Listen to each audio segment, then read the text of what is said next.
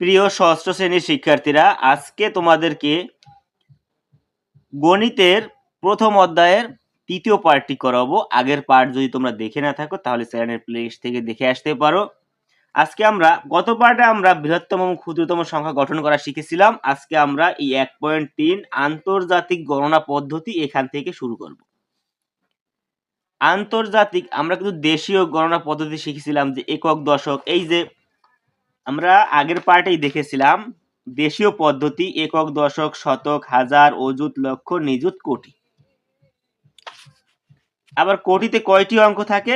একটি সংখ্যার 8টি অঙ্ক হলে কোটি হয়, 60টি অঙ্ক হলে লক্ষ, নিযুত। এরকম ভাবে কিন্তু আমরা বুঝতে পারি। আর আন্তর্জাতিক পদ্ধতি একটু আলাদা।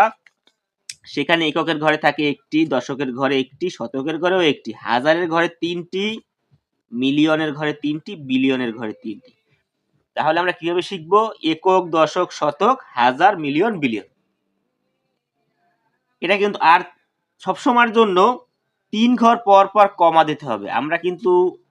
আমরা আগের পার্টে দেখেছিলাম আমাদের দেশীয় পদ্ধতি। এই দেখো, এটাই লক্ষ্য করো। 3 ঘর তারপরে 2 ঘর পর কমা, 3 ঘর তারপর 2 ঘর পর পর কিন্তু আমরা কমা দেশীয় পদ্ধতিতে ব্যবহার করি। কিন্তু আন্তর্জাতিক পদ্ধতিতে তোমাকে কি করতে হবে? 3 ঘর পর পর কমা বসাতে হবে। ধরো আন্তর্জাতিক পদ্ধতিতে আমরা একটা সংখ্যা লিখি 5 7 2 5 2 3, আবার 3 7 9 1 1 1, এরকম আছে। ধরো কি করবা তুমি? 3 ঘর পর পর এরকম সব জায়গা 3 ঘর পর পর তোমার কমা বসাতে হবে। এই তিনটিকে ধরতে হবে একক, দশক, শতক। আর এই তিনটি মিলিয়ে হাজার। কত হাজার ধরবা? 379,000। আবার এই তিনটাকে তুমি কি গুনবে? Million, 523 million. এই তিনটাকে তুমি কি গুনবে? Billion, 572 billion, 523 million, 379,111। এরকম ভাবে কিন্তু তোমার হিসাব করতে হবে। এরপরে যদি আমরা সামনের দিকে আগাই, এই যে দেশীয় ও আন্তর্জাতিক গণনা রীতির পারস্পরিক সম্পর্ক, কি সম্পর্ক আছে দেখো। প্রথমে এটা মিল আছে, 3টা মিলে হাজার হয়েছে, এই হাজার। আবার এখানেও 3টা মিলে মিলিয়ন হবে, এই মিলিয়ন। আবার এখানেও 3টা মিলে বিলিয়ন হবে, এই বিলিয়ন। এটা তোমরা দেখে নেবে। আর যে গুরুত্বপূর্ণ যে বিষয়টা তোমরা এখানে শিখবে, এই যে 1 মিলিয়নে 10 লক্ষ, 1 বিলিয়নে 100 কোটি। এটা তোমরা অবশ্যই মুখস্থ করবে। 1 মিলিয়ন সমান 10 লক্ষ, 1 বিলিয়ন সমান 100 কোটি। আজকে আমরা উদাহরণ 5 করাবো। এখানে বলেছে আন্তর্জাতিক পদ্ধতিতে কথায় লেখো। এই সংখ্যাটাকে তোমার কথায় লিখতে হবে। তাহলে সংখ্যাটা আমরা আগে খাতায় তুলে নেই। আমি তোমাদের এখানেই করে দিচ্ছি, বা এখানে করে দিচ্ছি। প্রথমে 3 ঘর পর পর তোমরা কমা বসাবে, 3 ঘর পর পর। এরপরে কি আছে? 204। এটা কিসের? একক, দশক, শতক। এটা কি? হাজার। এটা মিলিয়ন, এটা বিলিয়ন। তাহলে 204 বিলিয়ন। কি লিখবো আমরা? 204 বিলিয়ন। তারপরে কি লিখবো আমরা? 340 মিলিয়ন।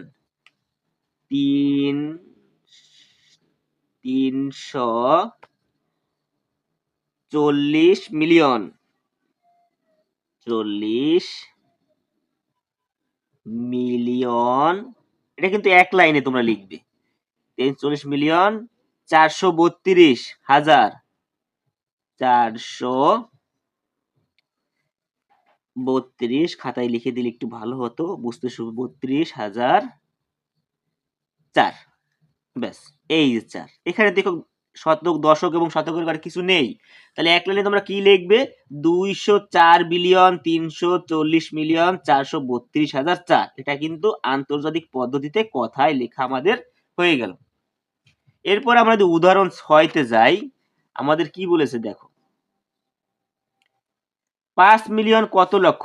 1 মিলিয়ন সমান, তুমি কিছুক্ষণ আগে 10 লক্ষ, 5 মিলিয়নে 5 গুণ 10 50 লক্ষ। 1 মিলিয়নে 10 লক্ষ, 5 মিলিয়নে 5 গুণ 10 50 লক্ষ। ক নম্বর কিন্তু তোমার কমপ্লিট। খ নম্বরে 500 কোটিতে কত বিলিয়ন? কত বিলিয়ন? তাহলে বিলিয়ন চেয়েছে, বিলিয়ন থাকবে ডান পাশে। যা বের করতে বলবে ঐকিক নিয়মে তা ডান পাশে রাখবে। তাহলে এটা কিন্তু একটা ঐকিক নিয়মে অঙ্কটা করেছে, কারণ একে এনে তারপরে করাকে ঐকিক নিয়ম বলে। 100 বিলিয়ন 100 কোটি, কত বিলিয়ন বের করতে বলছিল? বিলিয়ন থাকবে কোন পাশে? ডান পাশে। কোটি থাকবে বাম পাশে। তাহলে 100 কোটি সমান আমরা কি জানি? 1 বিলিয়ন। তাহলে 1 কোটি সমান কি হবে? 1/100। তোমরা এটা এরকম ভাবেও লিখতে পারো, 1/100। অতএব 500 কোটি সমান কত বিলিয়ন? তোমরা এটাকে লিখতে পারো, উপরে আছে 1/100, আর যখন এই 500 আনবে গুণ 500 দিয়ে দেবে, শূন্য শূন্য কাটা, সমান সমান 5 বিলিয়ন। এরকম ভাবে তোমরা লিখতে পারো। তোমরা যদি না চাও, যে এরকম ভাবে না লিখতে চাও, যদি এরকম ভাবে যদি না লিখতে চাও, তাহলে তুমি কি করবে? 1 কোটি সমান এত বিলিয়ন, অথবা এত কোটি সমান সমান এত বিলিয়ন।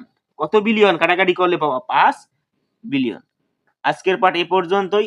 পরবর্তী পাঠে আমরা এখান থেকে অনুশীলনীর অঙ্কগুলো সলভ করব পর্যায়ক্রমে। ভিডিওটি দেখার, পরবর্তী ভিডিও দেখার তোমাদের জন্য আমন্ত্রণ রইল। আজকের ভিডিও এ পর্যন্তই। ধন্যবাদ সবাই।